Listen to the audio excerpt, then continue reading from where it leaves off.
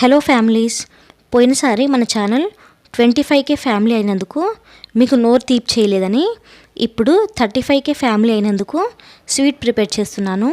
25K family అయినప్పుడు ఇంట్లో వాళ్ళకి కోల్డ్ అలాగే ఫీవర్ ఉండింది.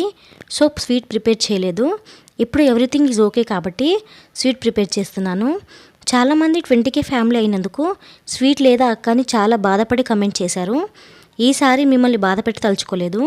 అందరికీ ఇష్టమైన సేమియా కేసరి చేశాను. సింపుల్గా 10 నిమిషాల్లో అయిపోతుంది. పొడి పొడిగా అలాగే చాలా టేస్టీగా ఉంటుంది.